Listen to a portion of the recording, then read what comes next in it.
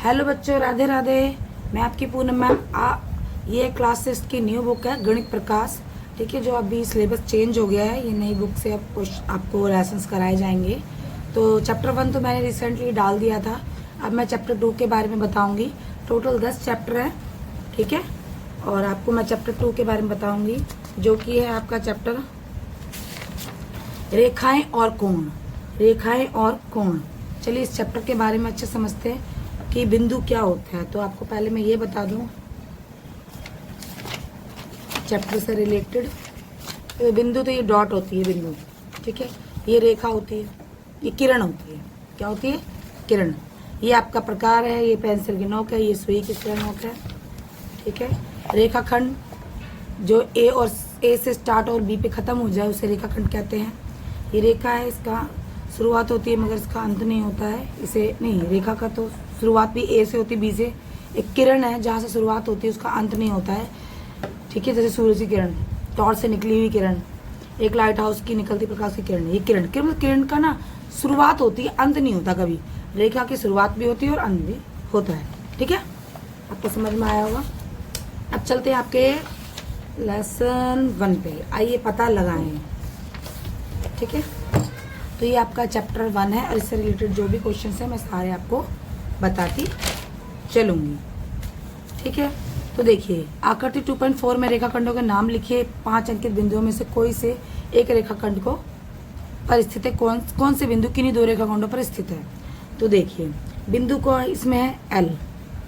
ठीक है, और रेखाखंड क्या क्या है? इसमें आपको बिंदु बताना है और रेखाखंड बताना है। तो बिंदु क्या है आपका L, और रेखाखंड है आपका LM, ML, MP, PQ, QR। और किस किस बिंदु से रेखाखंड निकल रहे हैं? तो भाई L से निकल रहे हैं, M से निकल रहे हैं, P से निकल रहे हैं, Q से निकल रहे हैं।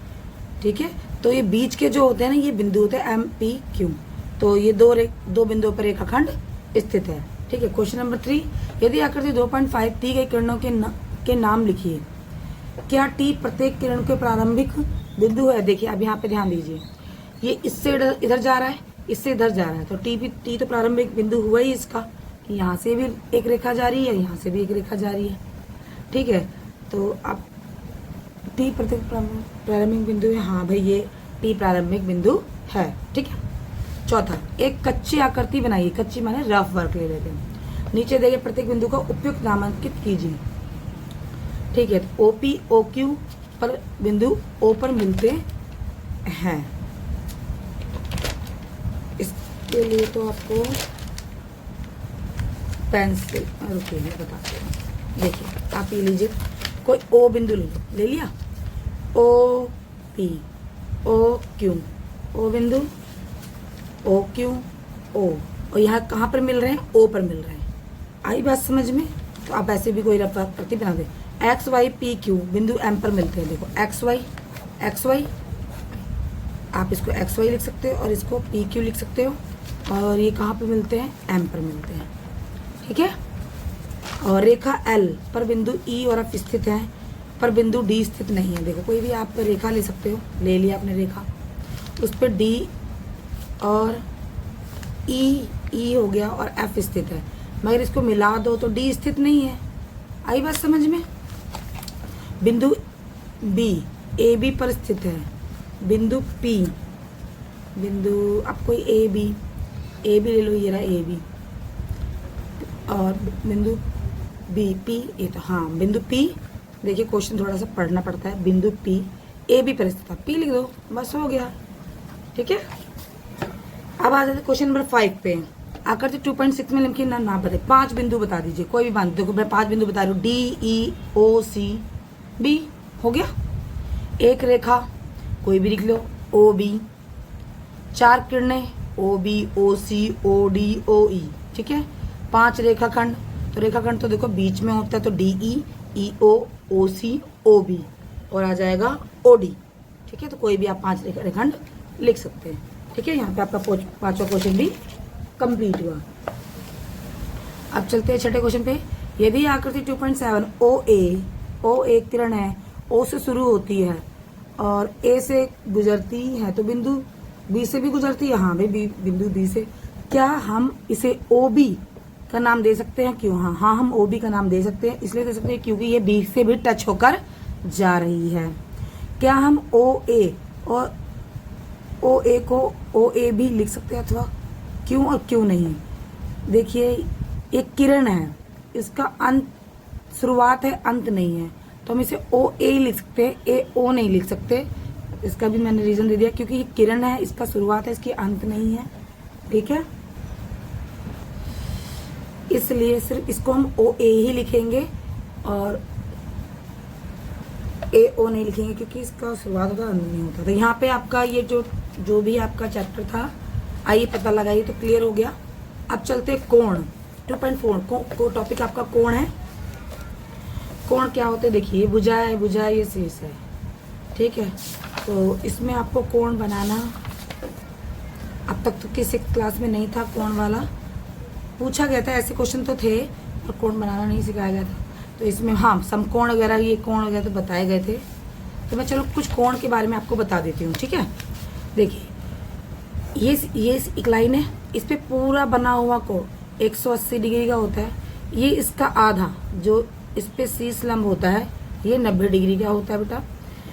अगर ये इससे कम हो, 90 डिग्री से कम हो, तो ये न्यून कोण में गिना जाता है।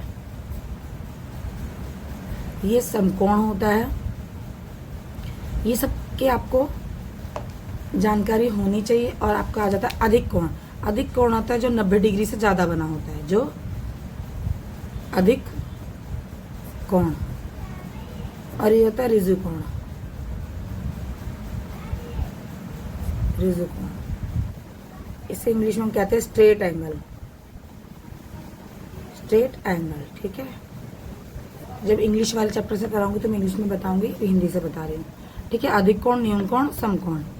ठीक है, एक होता है संपूर्ण कोण। ये पूरा जो होता है ना, पूरा पार्ट, ये 360 डिग्री का होता है। ठीक है, ये 180 का होता है। ये 180 से ज़्यादा होता नहीं, 90 से ज़्यादा होता है। ये 90 से कम होता है, ये 90 से होता है। ठीक है, समझ में आया होगा।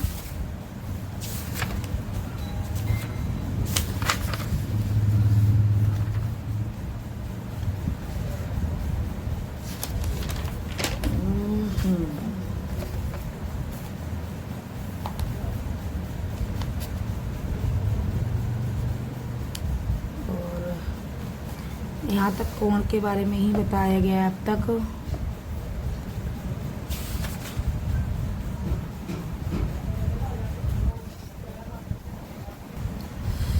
देखिए बच्चे, इसमें आपको बताते हैं कि आपका क्वेश्चन है ये, चांद की सहायता से कोण, निम्न डिग्री के कोण बनाने। तो अभी तो मेरे पास चांद नहीं है, इसका मैं आपको वीडियो कोण बनाने का अलग से आपके इसी में इंक्लूड करके डाल दूंगी। और एक अलग से मैं वीडियो कोण बनाने की स्पेशली प्रकार के द्वारा, डी के द्वारा, चांद के द्वारा कैसे बनाया जाता है, कैसे इसको, तो आपको मैं जरूर दिखाऊंगी कि पेपर में इस बार जरूर पूछा जाएगा। इस कोण को बनाइए, डिग्री के नीचे कौन से कोण समान होगा। देखिए, ये कौन सा कोण है। वैसे अगर आप इसे ऐसे देखोगे तो ये अधिक कोण में होता है। ठीक है, अगर वैसे देखते हैं तो ये आपका प्रतिवर्ती कोण में आ जाता है। तो देखिए, न्यून कोण, वे कोण जो समकोण से छोटे होते हैं। यहाँ पे देखिए 90 डिग्री से कम है तो न्यून कोण है। 90, ये भी न्यून कोण है, ये भी न्यून कोण है। अधिक कोण जो 90 डिग्री से ज़्यादा होते हैं उन्हें हम अधिक कोण कहते हैं। अब प्रतिवर्ती कोण होते हैं जो 180 और 360, 180 से बड़े और 360 से छोटे होते हैं। 180 से बड़े और 360 से छोटे होते हैं, इन्हें हम प्रतिवर्ती कोण कहते हैं। इंग्लिश में रिफ्लेक्स एंगल कहते हैं। ठीक है, तो अब आपको इसमें से देखो, ये तो अभी मैं चांद के डी रख के, ठीक है, तो इस पे तो चांद के द्वारा आपको आपका देखना है और आंसर निकालना है। ठीक है, अब आ जाते हैं यहाँ पर। अब आते हैं यहाँ पर, देखो, आइए पता लगाइए। इन मंस के आपको कोण से बनाइए, तो मैं इसकी कोण से बना के आपको दिखा दूँगी। चलिए क्वेश्चन नंबर 2 पे चलते हैं। प्रत्येक कोण के माप के अनुसार लगाइए कि फिर चांदी को मापिए। आप अंदाज़ा लगाओ, अनुमान लगाओ, फिर से चांद से नापो कि आपका आंसर ठीक है। ये न्यून कोण है, ये अधिक कोण है, ये अधिक कोण है, न्यून कोण है, ये भी अधिक कोण में ही होगा, ये भी न्यून। ये देखो, अगर इस तरफ देखोगे ये, तो ये प्रतिवर्ती कोण हो जाएगा। ठीक है, और ऐसे इसको देखोगे तो न्यून कोण हो जाएगा। चलिए, एक आकृति बनाएगी जिसमें 3 न्यून कोण हो, 1 समकोण हो और 2 अधिक कोण हो। तो ऐसी आकृति आपको बनानी पड़ेगी। एक आकृति बनाइए जिसमें 3 न्यून कोण हो, 1 समकोण हो। चलो, इस पे भी डिस्कस किया जाएगा।